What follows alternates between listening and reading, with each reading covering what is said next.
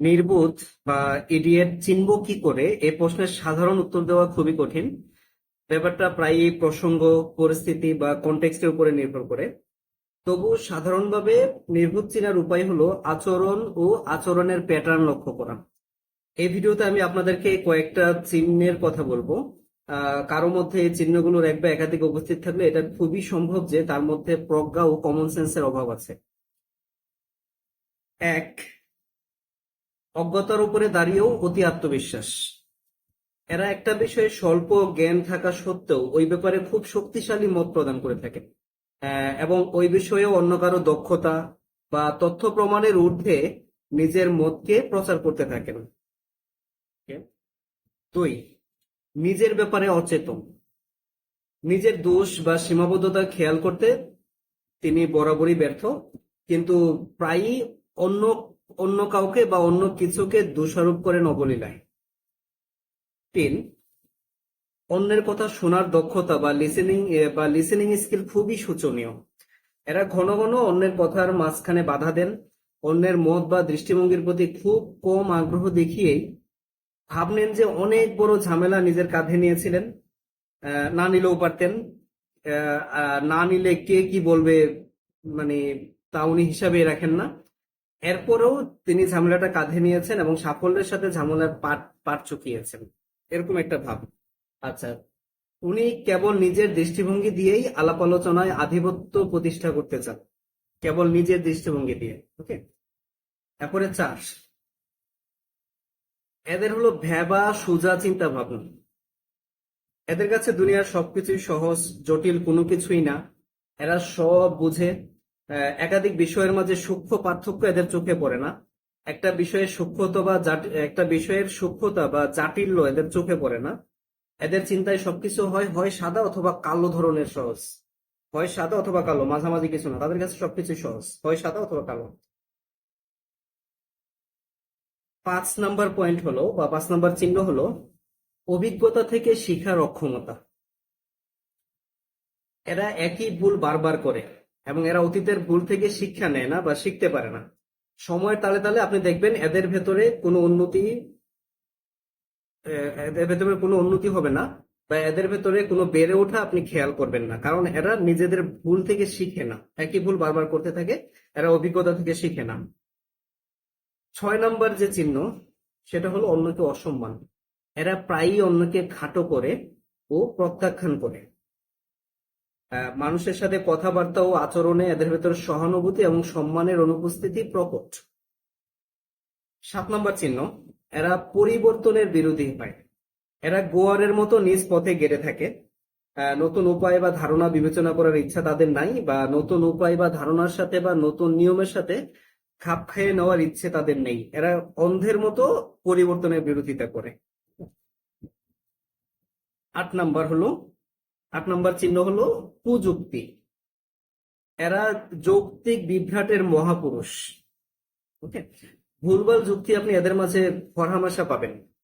আপনার সাথে যে কথা নিয়ে তর্ক বা দ্বিমত হচ্ছে সেটা বাদ দিয়ে এরা আপনাকে ব্যক্তিগত আক্রমণ করবে, যা আলোচ্য বিষয়ের সাথে মোটেও সম্পর্কিত না। কিন্তু এটা করে সে ও ভাব নেই যে সে নিজের অবস্থানের যৌক্তিকতা শক্ত করেছে।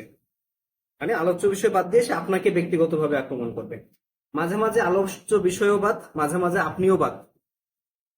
অন্য আরেকটা সম্পূর্ণ অসম্পর্কিত বিষয়ের প্রতি সে আক্রমণ করে, সে একই রকম ভাব নেয়। সে মনে করে সে তার অবস্থান আরো ভালোভাবে শক্ত করলো, তার যৌক্তিক অবস্থান।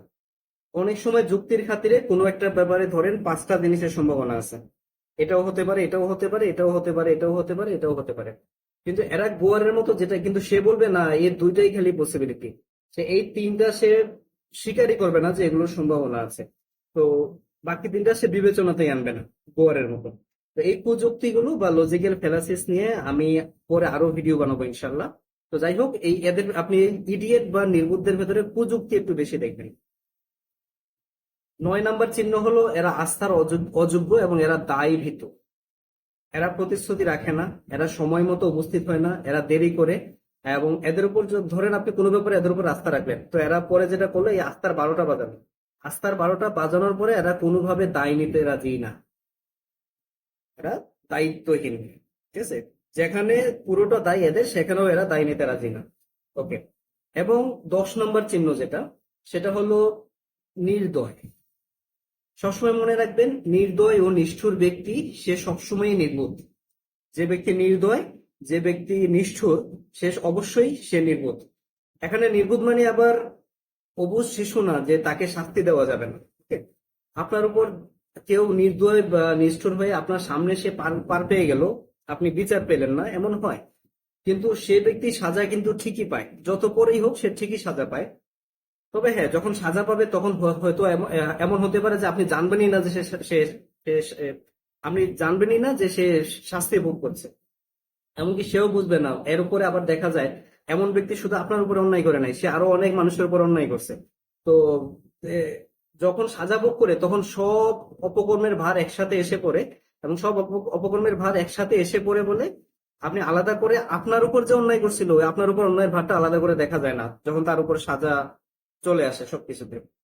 তখন তার অবস্থা দেখলে আপনি নিশ্চিত হবেন যে এক সময়ের যে দম্ভ করা নির্দয় আচরণ ও ধূর্ত চালাকের যে লাফালাফি ছিল, সেগুলো আসলে নির্বুদ্ধিতা বাদে কিছুই ছিল না। যাই হোক, এই কথাগুলো আমার না, আমার অভিজ্ঞতা থেকে না, আবার আদর্শবোধের মরীচিকাও না। এই কথাগুলো মনোবিজ্ঞানীদের কথা। আমি পরে এই ব্যাপারে একটা ভিডিও বানাবো। আমি কথা দিচ্ছি না যে দ্রুত বানাবো, বানাবো একসময় ইনশাল্লাহ। তো আজকে এই 10টা চিহ্নের কথা আপনাদেরকে বললাম।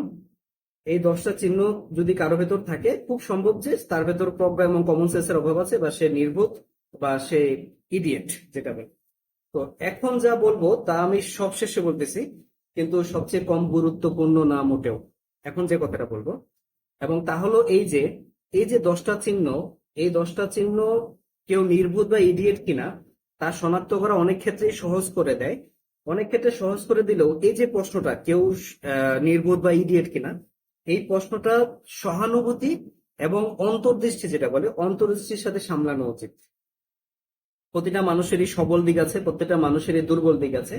যে ব্যাপারটা একজন মানুষের দৃষ্টিতে নির্বুদ্ধিতা, সেই একই ব্যাপার আরেকজন মানুষের মধ্যে নিছক অভিজ্ঞতা বা জ্ঞানের অভাব। ওকে।